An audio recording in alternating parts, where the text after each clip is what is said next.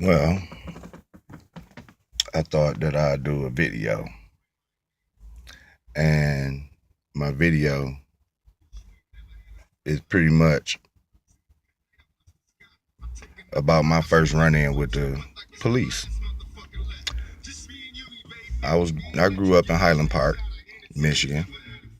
Eventually moved to the east side of Detroit.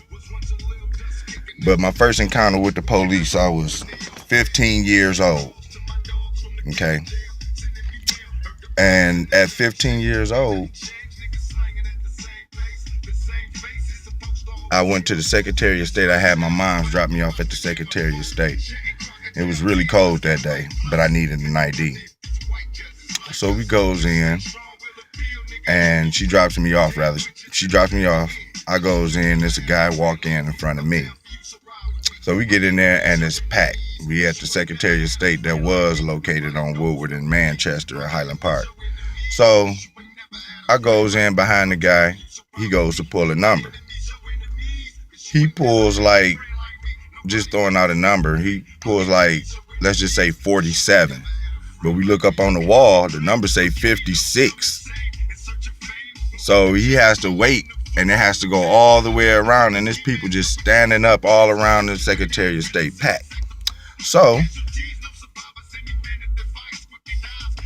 he takes the tickets and just start pulling them out all the way till you got to the next number. So quite obviously, when 57 come around, there's going to be two people to walk up.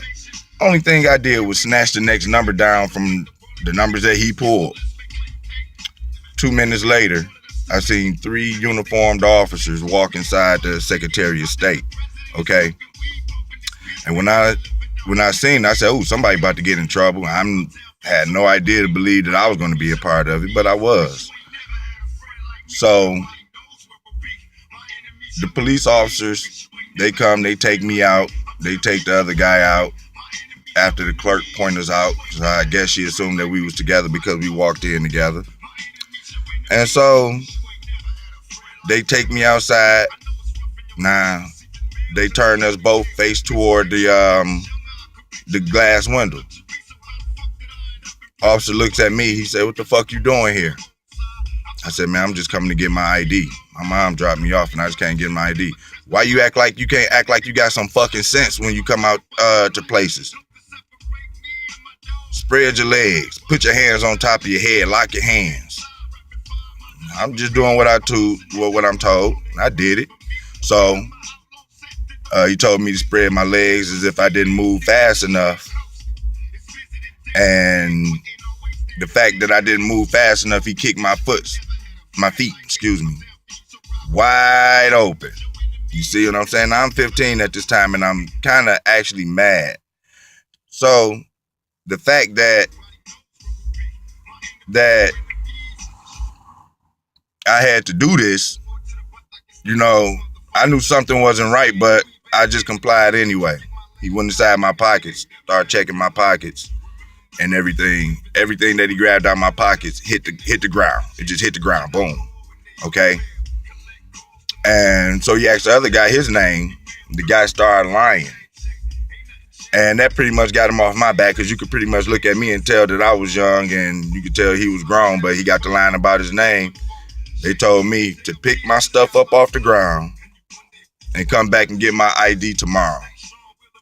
That's what they told me, and I had to walk home. So I'm pissed off, I'm mad, I'm crying. I goes all the way home. And from that point forward, I always had an issue with the police. For no reason. I don't have a criminal record, no misdemeanors, no felonies, no priors. I get in trouble from trying to move from point A to point B. That's a problem. And so now we fast forward into what's going on down there in Baltimore. And everybody is looking at the effect on what happened down there. Oh, they tearing up their own city. No, that's not their city. This is not your city. Because can't nobody come inside your city and tell you what to do. Can anybody come inside your house and tell you what to do? Of course not. Okay? So if people can come inside your city, or what's presumably supposed to be your city, They can't come in here and tell you what to do, but they do it. So it's not yours. Okay? I wish people would, I want to get that across real clear. I wish people would stop saying that. Okay? This is not your city. All right? Secondly, you got to understand when somebody's back is being pushed against the wall so far, there's only so much you would take. Okay? There's only so much you would take. Now, I don't condone what went on down there. I definitely understand. And I'm not mad at it either, to be honest with you. Because that's the only thing that it seemed like will grab your attention when we start tearing up stuff. It was the younger people doing that. And because of the younger people doing that, it brought out a whole lot of other issues that wasn't being expressed. You see what I'm saying? Sometimes peaceful protests, they just stand there and watch you. It's a bunch of people in the street. Okay, eventually they'll go home. If they don't go home, guess what we're going to do? We are going to go get somebody with tear gas and pepper bullets, and rubber bullets. We're going to get them off the street. Is this right here the way your employee act to you?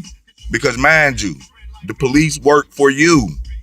The government, or what's supposed to be the government, the people of the government work for you. Okay? So if you went into work and you talk to your boss the way these people talk to you because you are their boss, if you know it or not, you are their boss. You tell them what to do. They don't tell you what to do. Do you think you'll have a job the next day? Probably not. Everybody needs to stand up and move forward with exercising your rights. Everybody needs to stand up. Stop being so simple-minded and being slaves, and really wake up and see what's going on out here. Okay? I had a 14-year-old son. Guess what? They coming for him. And I know they coming for him. Because here I am. I'm